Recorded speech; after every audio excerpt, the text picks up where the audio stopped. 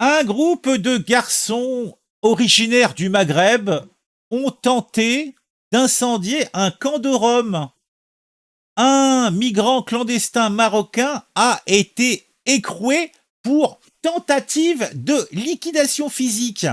Alors, je me demande, je m'interroge, mais pourquoi donc un groupe de garçons, donc a priori jeunes, a priori originaires du Maghreb, se sont décidés à aller attaquer un camp de Rome? Pourquoi s'attaquer aux gens du voyage? Hein? Je piche pas. Alors, est-ce qu'ils avaient du temps libre? Je ne sais pas. En tout cas, ça se passe à Paris, dans le 20e arrondissement. Eh, Dingue. On va s'intéresser là de ça.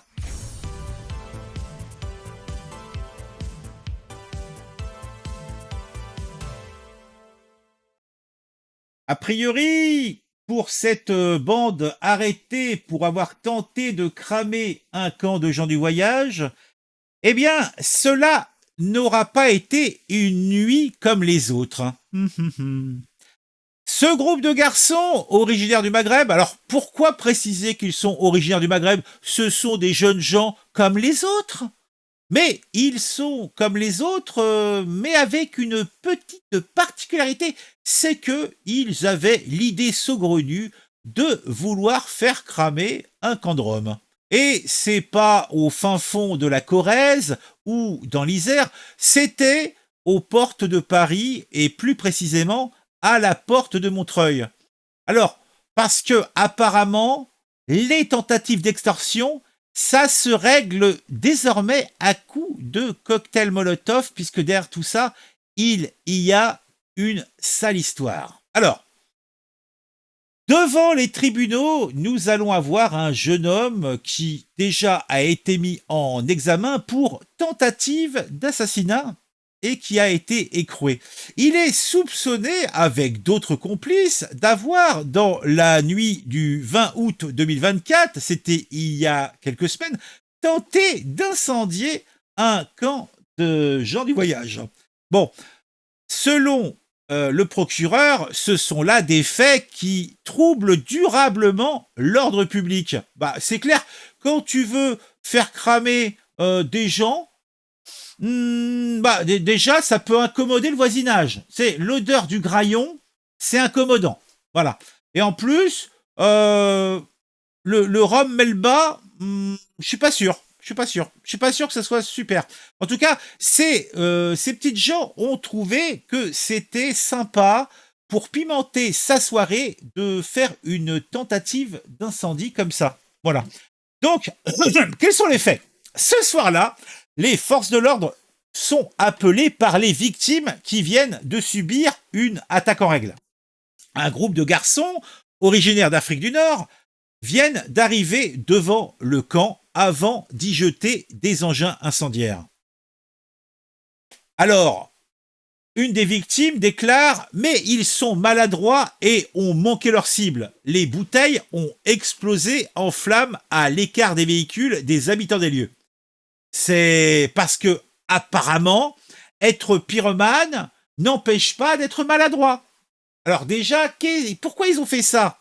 Moi, j'aimerais une explication.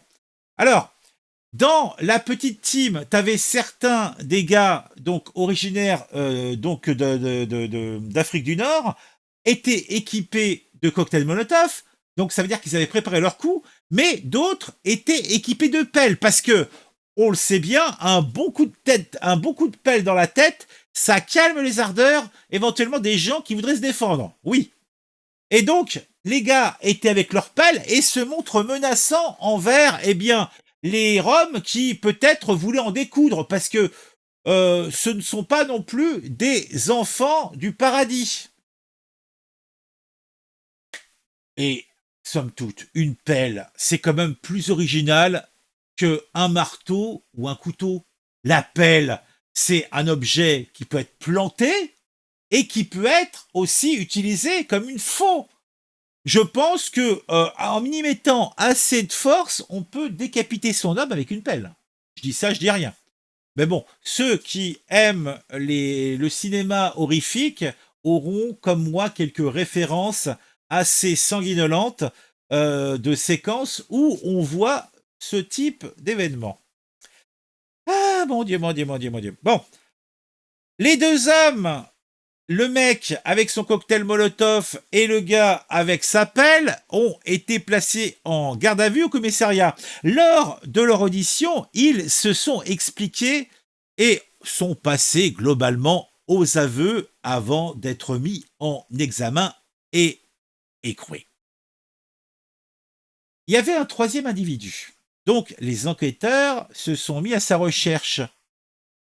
Et vous serez étonné de savoir que celui-ci a été interpellé lundi dernier, le 16 septembre, et placé à son tour en garde à vue. Ce charmant garçon s'appelle Hamza. Quel joli nom, j'adore. Alors, que dire d'autre? Les trois individus ont été formellement identifiés. Alors, Hamza est connu sous plusieurs alias. Il se dit mineur et d'origine marocaine. Il vit clandestinement à Paris depuis quelques mois et voyage régulièrement en Espagne. Alors, qu'est-ce qu'il va faire en Espagne? Je ne sais pas. Il assure qu'il vit dans un foyer pour mineurs isolés. Une information qui, à l'heure actuelle, n'est toujours pas vérifiée. Son casier judiciaire est vierge. C'est un malin, il ne s'est pas fait choper. Mais la police l'a déjà placé 3 fois en garde à vue. Ouais, il a pas de... Oui, parce qu'il dit qu'il est mineur, donc en fait, il relâche, etc. Ici, il donne un nom différent à chaque fois. Bon, bah, évidemment, il passe à travers les gouttes. Hein. Il y a tellement de cas que cela ne m'étonne pas. Parce que, apparemment, le fait d'être un mineur clandestin et avec un casier vierge, c'est la combinaison gagnante pour éviter les ennuis, même quand on joue de la pelle ou du cocktail Molotov. Alors, ce brave garçon a un avocat, c'est maître Louis Gloria, et celui-ci a plaidé pour la libération de son client, estimant que cet événement est passé totalement inaperçu et rappelle que ce garçon soutient qu'il est innocent. Oui, il le dit. Ouais, franchement, il n'y a pas mort d'homme, il y a quelques... on fait bon, il y a des cocktails Molotov qui ont raté leur cible et au lieu de tomber sur les habitants ou sur leur véhicule, il est tombé par terre. Donc, ça va, il s'est rien passé. Et puis l'appel, bah, c'était qu'une menace. Il n'y a pas eu, d'éventration, il n'y a pas eu de tête séparée du corps. Franchement, allez, libérez-le, il est innocent. Bon. Le conseil s'oppose aux conclusions des experts qui pensent qu'Hamza est majeur. Bah oui, Hamza, il déclare qu'il est mineur. Bon, est-ce que, parce qu'il y a des personnes dont le métier c'est de déterminer l'âge des gens et qui disent qu'il est majeur, qu'il faut les croire? L'avocat a bien raison. Hein, si Hamza dit qu'il est mineur, bah il faut le croire.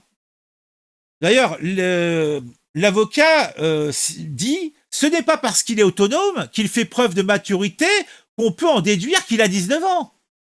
Ses parents sont morts et il a traversé la mer Méditerranée à l'âge de 15 ans. Il a mûri par nécessité pour éviter de mourir. Ouais, ouais, parce que la France c'est le Liban, quoi. Hein, d'accord. Parce que là encore, apparemment, la maturité et l'autonomie sont des preuves de minorité pour cet avocat. Bon.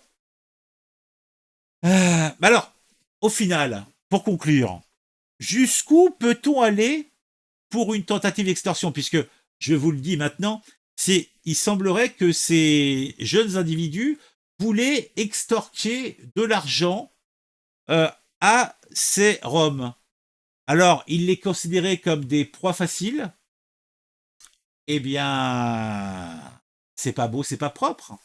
C'est pas beau, c'est pas propre. Bon, je pense que j'ai tout dit.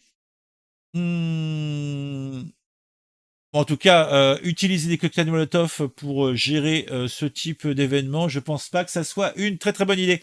Je sais pas ce que vous pensez de tout ça, hein. Alors, c'est un petit enfant qui voulait jouer sur la plage avec sa pelle et son râteau. Voilà, ouais. Bah, mais à la limite, c'est assez frais comme histoire, puisque ça change du marteau, du couteau. Bah là, le cocktail Molotov, l'appel, c'est original, c'est original.